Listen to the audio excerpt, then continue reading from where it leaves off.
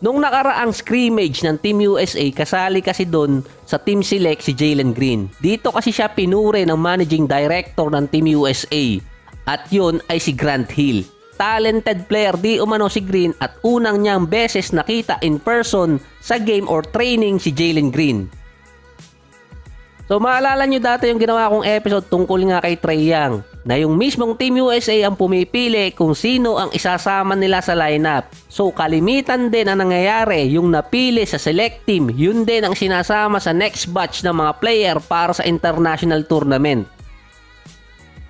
Si Jalen Green kasi ang naka-headline nung nilabas ang lineup para sa team select. Tapos na-impress pa si Grant Hill na yun ang possibility na masama si Green sa roster ng Team USA sa susunod.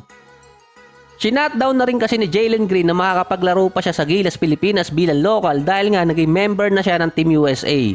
Si Clarkson naman hindi siya local pero may pagkakataon sana kung nasunod lang yung nasa rule. Kahit pa kasi kuning naturalized player si Green, ang isa pang balakid ng malaki, nakatakda na kasi siyang makakuha ng nasa $200 million na minimum max contract sa susunod na taon. At ngayong taon din, $205 million ang minimum. At next year, pwedeng umangat yun sa $210 million mahigit. Si Green din nasa listahan ng top 20 shooting guard for 2024 season. Critical kasi yung ikatlong taon para kay Green dahil doon kasi ang pagkakataon kung bibigyan siya ng ganong kalaking kontrata, 200 plus million. Meron siyang career average sa 2 taon na almost 20 points, 3 rebounds, 3 assists at nasa 34% mula sa 3-point area. Nasa 2 3-point shot din siya per game at meron agad siyang total na 344 out of 1,012. Bago din ang coach ng Houston, si Ime Udoka, na ang nangyari sa Boston dati nung siya ang may hawak, mostly naging 3-point shooting team. Kaya may possibility na tumaas din ang rating sa 3-point area ng Houston next season, particular kay Green. Ang kini-criticize nga lang sa kanya yung efficiency niya sa court. Nag-i-struggle siya dati sa unang part ng rookie season niya, pero nabawi naman yun. Base sa stats, si Green kapag lumagpas ng 16 feet mark ay nasa 35% mula sa field. Pero kapag nasa loob siya ng range na yon, 48% naman. Ang isa sa kailangan ni Jalen Green na ma-improve next season ay yung kanyang shot selection para ma-secure niya yung kontrata or contract extension. Dahil meron pa ang Houston na mga batang players gaya ni Sengun, tapos andyan pa si Jabari Smith at may Amen Thompson pa na susunod. Sa ibang balita naman, merong mga NBA players or international player ang hindi pa sigurado makakasali sa kanilang national team para sa World Cup. Una dyan si Porzingis, kasi nga base sa report, last minute na lang kung malalaman kung makakasali siya para sa Latvia dahil sa injury sa paa. Nag-iintay na lang siya ng update mula sa medical staff ng Boston.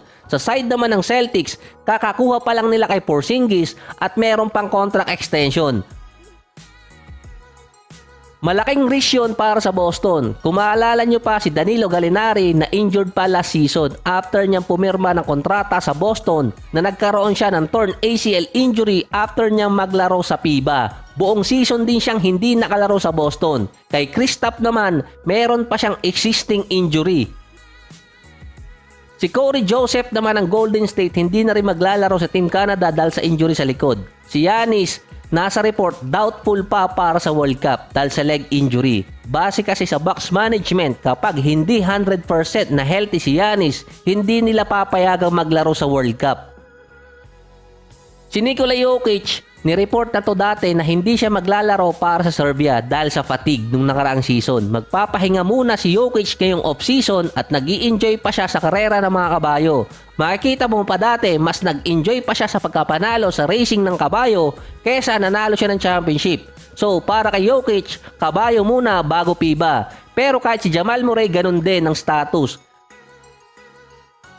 Pinagpapahinga muna ng Team Canada itong si Jamal Murray dahil nga rin sa fatigue. Si Lauri Markkanen naman kahit nagsaserve ng military service sa Finland, naglaro pa rin siya sa national team. Nagkaroon na siya ng tune-up game versus Estonia at Lithuania. Meron ulit silang game August 14 versus Lithuania. Base kasi dati, hahatiin talaga yung araw ng kanyang military service para makasali pa rin siya sa World Cup at makapaglaro sa NBA.